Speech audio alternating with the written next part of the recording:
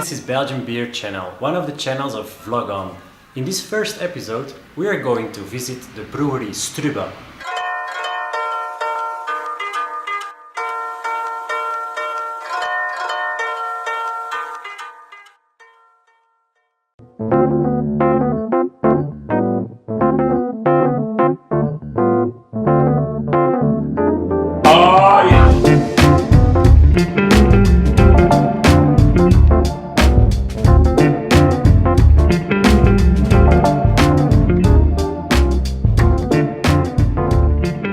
One of our specialities is our Ichtegem Grand Cru, and this is a very typical beer for our area in West Flanders. It's called Flemish Red Ale, Flemish Red Brown beer, and the production process is unique in the world.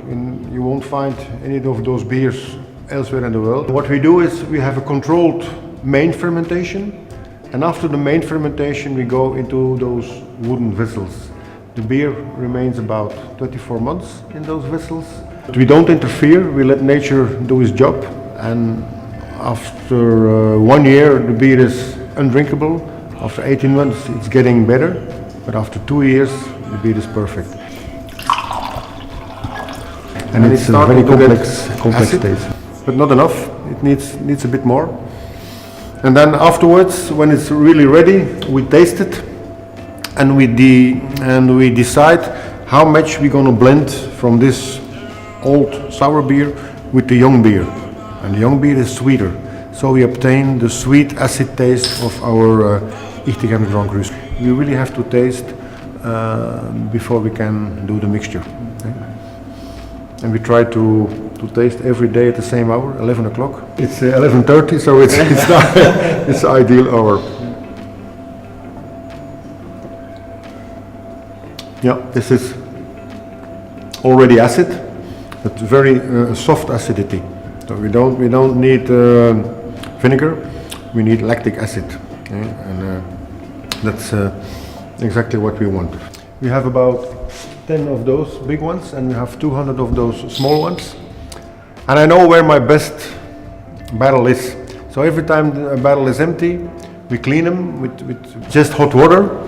And then when we're filling them, we are adding a bit beer of our best vessel to be sure that the microflora is continuing. That's the most difficult part in making this beer, to obtain the same end product. We are using used wine vessels. It's not possible to make this beer with new barrels. And in fact, this Flemish Red Ale, undiluted, so fresh from the barrel, tastes a bit like lambic or langheus. First you have to, the nose is very important, especially in those beers, because it's a very complex beer. It's a very good thing that you don't smell anything specific, because that's the goal of this typical beer. Mm-hmm. It's so complex because it had a fermentation for 24 months. Different yeast strains, bacteria and molds did their job in the beer, and they all contribute to the complex palate of the beer. Okay. There is some raspberry in it, there is some nuts in it, like you told me, but it's so complex, and that's the specificity of this type of Flemish Red Ale.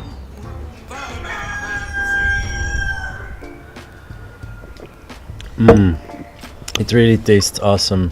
It's I think earlier we tasted straight out of the barrel. This one, really acid. It's very refreshing. It's very good summer beer. For this we use caramelized malt.